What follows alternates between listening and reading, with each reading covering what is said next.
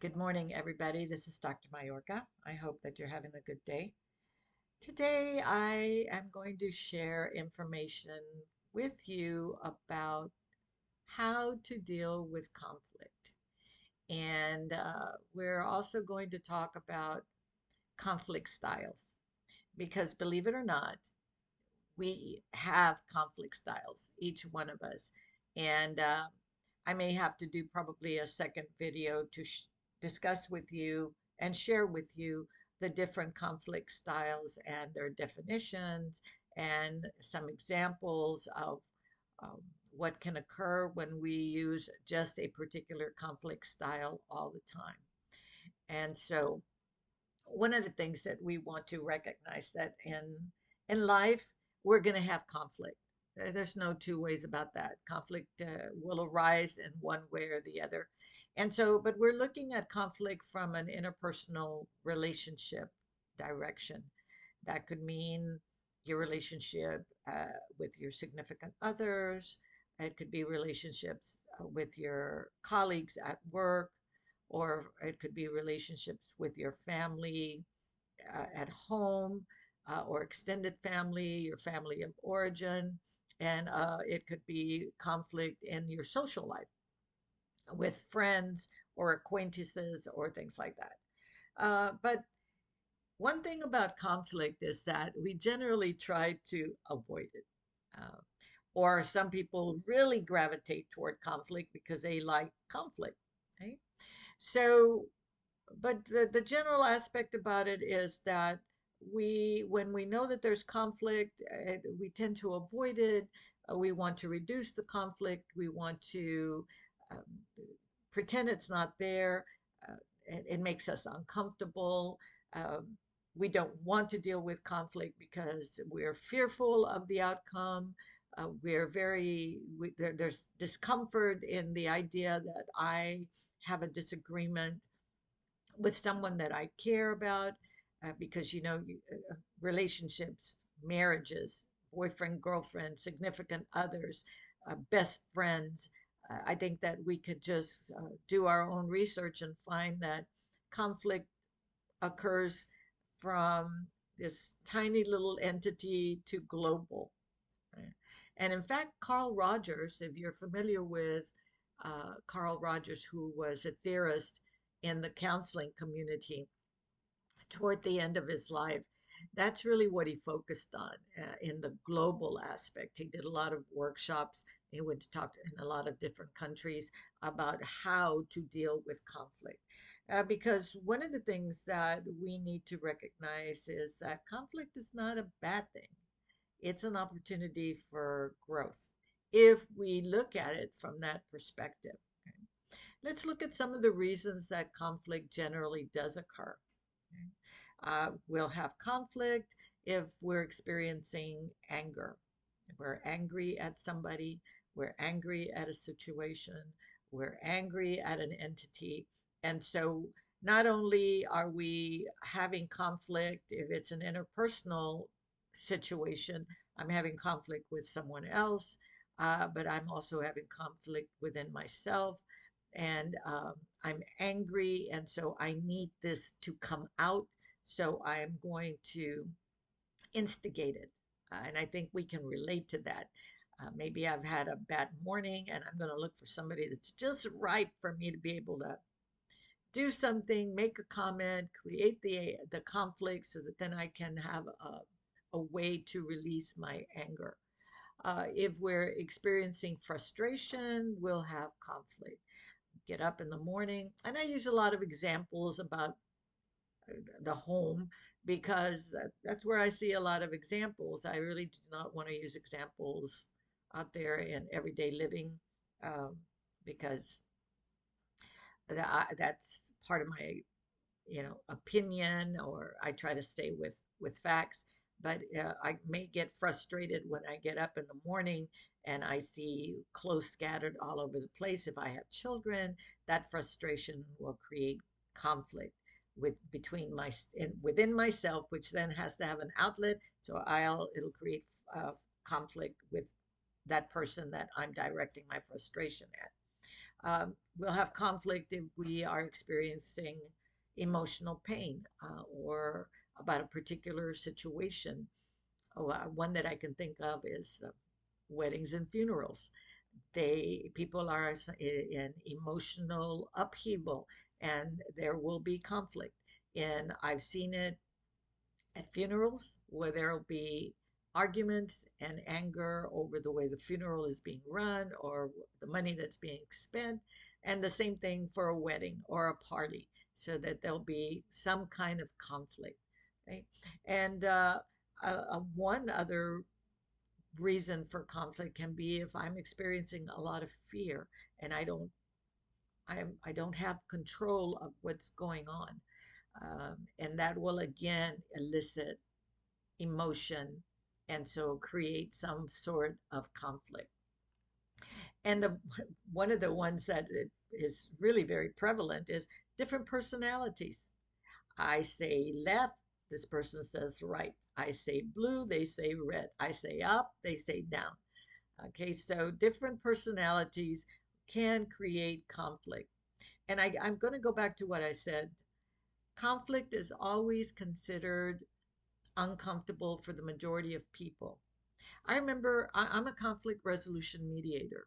I studied that and I got certified in that, and I've taught it in in academia. And I remember the very first time when I was getting certified that they said conflict is an opportunity for change. And I thought, that's impossible. When you have conflict, how can it be an opportunity for change?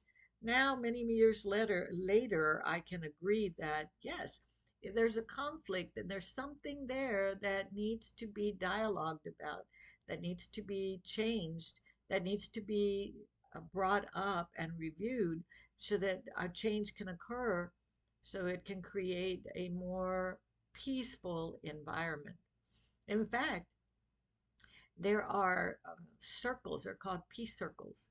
If you're familiar with the Amish, there's a couple of books out, and they have these peace circles, which is a way to look at what is going on in your life and work toward peace. So conflict is an opportunity to move something from a chaotic perspective into one that is peaceful. And that all of this is going to tie in with the different conflict styles that we're going to examine tomorrow or at my next video. I'm not sure if I'll do it tomorrow or not. But I find conflict resolution very stimulating because most people do not think about the fact that conflict is occurring because me the needs are not being met. And so the only way to be able to meet your need is to then sit down and let the person know or persons know, and then find an ability, a solution, a resolution to be able to make it become better. So another thing that I would encourage you to ask yourself is, are you someone that is very reactionary or very responsive to conflict? Uh, Most of us tend to be reactionary because to be responsive means we need to stop, look at the situation, and think which would be the better way to handle this. Um, Plus, we also need to be able to have certain skills to move the conflict into an arena where we can review it and deal with the facts and then move it forward. And I make that comment because generally in conflict, especially in interpersonal relationships, people will fall back on opinions without really looking at facts and the reasons for having the conflict. So we need to ask ourselves, when I'm dealing with conflict, if I'm reactionary, then I'm probably using very harsh comments and making statements that aren't getting me anywhere. They just, I call them coming off the top of your head. If I'm responsive, I'm going to take a step back and I'm going to look at the situation and try to look at it from a different perspective, or look at it from the perspective of the person that is standing in front of me. One of the things that we teach in counseling is looking at situations with a third eye. What does that mean? Well, it that could be another way of saying, are you, do you have empathy? You know, in this conflictual situation, can you stand behind the other person and look through their eyes and see the situation from their perspective? Generally, we just want to look at it from my perspective. It's my way or the highway. That's no saying, right? So, anyway, we have to also recognize that uh, avoidance is normal for the majority of us. Either we're going to run in there and, you know, have this conflict and yell and scream. And uh, the other day, I was saying to somebody, yelling and screaming and raising your voice isn't going to make anything go away. Or speaking over other people. It's another way that people handle conflict. You're having a conflict, a difference of opinion. Well, if I raise my voice and I speak faster than you, then my way is going to win. And next, tomorrow, when I do the next video, I'm going to talk about this win-lose situation, or a lose-lose situation that occurs the majority of the time in conflict. So let me just reiterate, conflict is not uncommon, okay? But it is important. It's just part of life. Conflict creates change. It shakes us. And it is an opportunity for us to think about how we can resolve conflict in a different manner. Because if we're trying to resolve it this way and there's more conflict and doesn't go anywhere, I should say, then it's time to think of it from a different perspective. Now, this is applicable to marriages, relationships with a husband, wife, or wife, wife, husband, husband. Um, it works with family of origin, and when parenting, with colleagues.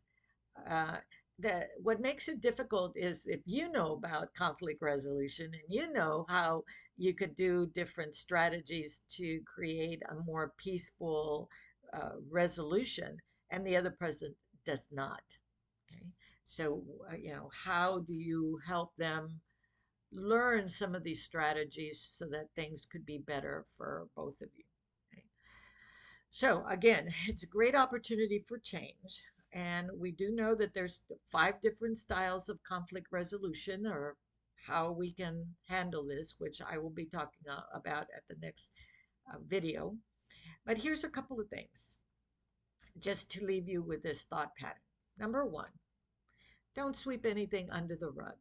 Okay? And don't pretend that the bump under the rug is not there. Harsh words will never diminish conflict. So think about what it is that you're choosing to state. Are you being reactionary, or are you going to be responsive and choose your words? Okay? Don't ever avoid conflict. No matter how difficult it is, think about how you can sit down with your person, and I call it lay everything on the table. That means it's a metaphor. If I have a table in front of me and I dump everything on there, let's say it's toys or tools, that I have a better vision of what's on the table so that I can quickly see what I need to, and then pick everything up and put everything else away. So think about that. Think about conflict like that. Let's put everything on the table so that then we can see what we have to work with. Okay. And resolution really is the best option for interpersonal relationships. So contemplate that for today, and recognize that resolving conflict will, in the long run, make life a little better. Well, have a good day. Thank you.